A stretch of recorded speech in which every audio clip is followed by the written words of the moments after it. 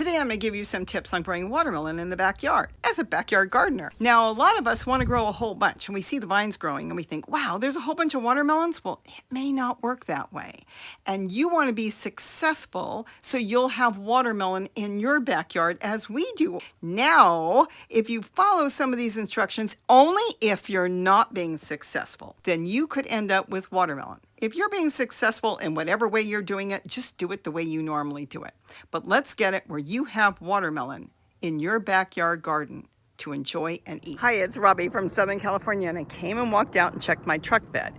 Now I'm going to do a couple things here that maybe would interest you, and that is trimming. So out of these three so far, I've only got one really good watermelon, which would be that one. Now here's the thing. This is the plant. See how thin this is? I look at this as being on the thin side, and it goes around, lands here and through a fruit. Now this is thicker, but that's all right.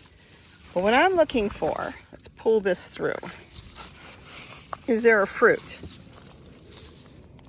And what is on here? I see flowers. Now you can root this, by the way, and that is an option I could do. I just don't know if we're warm enough to have enough time to do all this, because it would root first. So it would concentrate on roots. That could take a month until it starts to really grow. That's a nice flower, but it's a male flower. So my thought is, let's cut this at around here. I'll go get a cutters. Then the next thing I want to check out is the other offshoot. And this one comes off the other side of the plant. Now this is nice and thick. I'm really happy with this trunk. Then this thinner part comes off here and throws the fruit. But here is what I'm trying to say.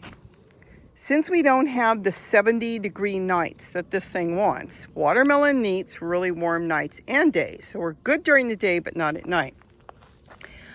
If we trim this back, then what will happen with this one is it won't be able to go and take care of all these leaves. It's got to feed it water. It's got to feed it nutrients. Get rid of this, root it if I want, just for fun, but trim it back. I don't know if I think I'll trim it back to here and then let it concentrate on that. Then in the next few days, this one's got double shoots too. I'm thinking of starting to trim that off so it's not taking care of all this. I will check this one later because this one winds all the way around and see if there's any fruit on that one. If there's no fruit, as time goes on in another week, see how it acts when I cut this off. Then I can cut the other one off and let it just concentrate on feeding that. Because a crimson, they can get 10, 12 pounds where the sugar babies are a lot smaller. So you want this plant to really concentrate on taking care of that watermelon. Plus I can give it a feed, get some more compost in here. As far as wood chips or leaf matter on the top, wood chips would be good. The other thing I could do is just feed it with collard leaves soaked, and that would give it a good compost tea. But let's get this cut off right now. Okay, bear with me. I'm doing this one-handed. I don't have any tripod or anything. I'm going to cut this vine off. Whether I'm going to root it or not, I'm not sure. I could stick it in some water and think about it for the next day or so, or small pieces and let it root. But what I want to do is get this one to grow. It's doing pretty good, but I want it to grow bigger. So we're going to start with taking this off. I could go through and just hack the dickens out of all of this, but I don't want to put the plant into shock because it still wants its leaves, because the leaves is pulling in from the sunlight and it's taking care of the whole plant. I just want to trim off what I know we're not going to use and see how it's getting thinner and thinner as it goes, and then it's splitting off again. Even if it threw another fruit, it will take from that fruit. And I'm happy right now with one watermelon on this plant. So let's cut it back. Let's follow it. So I don't want to cut it too close in case of anything getting in there, bacteria, whatever. I'm going to cut it at this joint by this leaf right here. Now I've got this that I could try to root if I want. Let's just get it out of the way and do what I want with it. I probably won't root it. Now, this too is another offshoot that's taking from this vine. Now, I don't know if this vine that's wandering around in there has any other fruit on it, but this one's not going to do anything. So we're going to go ahead and take that off, and I'll take it off to about here.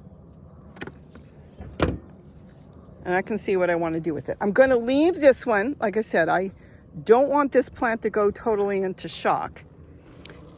Could take off some of the leaves, but I think I'll leave it because notice, even though the leaves may be brown on this, they do shade the plant. See, leaves create shade. So you don't want to take all the leaves off your plant because it needs the leaves for multiple reasons, not just feeding it, but creating a microclimate, in other words, shading. And we'll go ahead and leave this for now. I see this is trying, hold on, let's take a look at this for a minute. Let's reevaluate. This one is good, and it's got the tendril. So we know that if this tendril later on turns brown, we'll know when it's ready. And what I do is, some people wait a few days and then cut it off. I usually wait till this goes brown and it's got a ways to go. And then I leave it for a week, an extra week. And I'm going to tell you something, I've never had a bad watermelon. I know a lot of you have cut them off and then you go to eat them. I've even seen videos where they bring their kids out. It's like they spit it out, they can't eat it. But they said, but the tendril, it was brown. The problem is it's still setting its sugars. So I leave it for a good week. I've even left it 2 weeks when I have a whole bunch and I get the greatest watermelon. So we're going to leave this because this is part of this stem.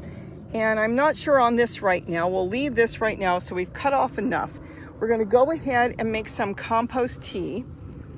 And this just has some wood chips and stuff in it. That's a good start. You want to keep it well watered. And that's what this is. Let me show you. This one was bought as a plant start. This is it. And that's the back of the tag. And remember, they need a lot of sun, just like zucchini and squash does. But this is really going to save the plant on a lot of water by taking the one stem off. This is how you can prune some of them. On sugar babies, you could get up to 3 sugar baby watermelons on one plant, but you're pushing it. If the weather is perfect for you and you have the perfect setup and everything is going good, you could push for 3 watermelon. I generally go for 1 to 2 on the sugar babies. On this, being a bigger variety, I want this watermelon. This will be my first crimson here. So I want to make sure everything is going to that plant. Now, I'll come back out and keep an eye on this plant in the next few days. If it looks like this thing is starting to take off, you'll see the size starting to grow. At that point, I might do some more trimming. This would be the first thing I'm going to trim because this will bring the water down through here and then hit here and not everything go to it. And I want everything to go to this watermelon. We'll check this one later. I haven't seen any more fruit, but as soon as something sets fruit, that's a way to do it if you think your weather isn't perfect. Remember, you think farms are doing all these different watermelons, but they're also feeding it with all kinds of chemicals and nutrients and everything. We don't feed our plants other than making our own soil and making our own plant food. And I do it more like nature, so I wouldn't expect that plant to do more than 1 or 2, but I'm going to be really happy with 1. In the meantime, I will keep an eye on the other ones as soon as I see another fruit. There was a small one down here, but it did disappear. See, there was a fruit and it dried up. Oh, see? It probably didn't get pollinated, so it's hard to say. But as soon as I see another fruit, I'll do the same thing. But this goes. We're done with this.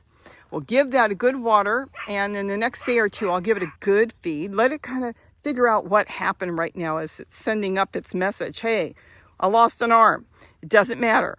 It's going to go ahead and now take care of that plant. This one could take off and get even bigger. And it's going to try to produce fruit. But right now it is being successful. And that's what the plant wants to be. The plants are looking to be successful.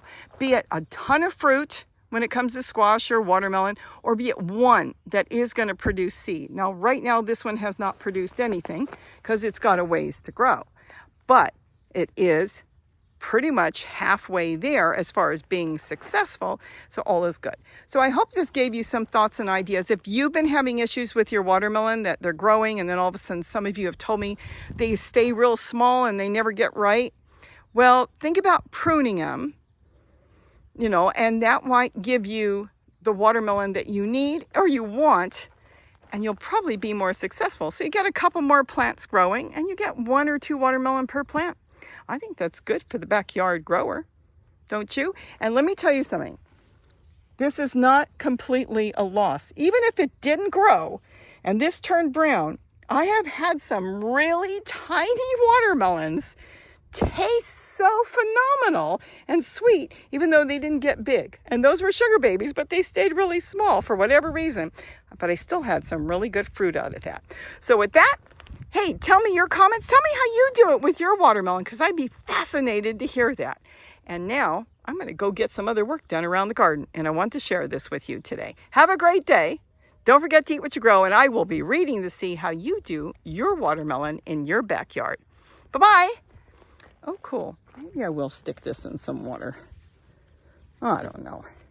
So I trimmed off the leaves, left each one with a little piece of leaf, see, like this one. And I went ahead and I'm putting it in water. I don't really plan on propagating it because I think it's too late in the season. Plus, it's a tough one to grow here. A lot of people do grow them, but we do better with sugar babies. But I figure, you know what? Better do this because just in case I decide I wanted it, it's here. And if I don't, I can compost this. And then, of course, I'll compost this right now. But you want to leave a little bit of a leaf on each stem. And I pointed it in the right direction as it was growing, though it may not matter because they can root underneath. But I did point them as they were growing and put them in water. See, you can just cut the leaf and leave just a little bit of leaf. Like even here, this could be too much. So I could take that off. As long as they have a little bit of a leaf, it helps them get started and root. Again, I probably won't leave it, but I wanted to show you how it can be done. Then as soon as it starts to show roots, get them in soil and get them planted as quick as possible.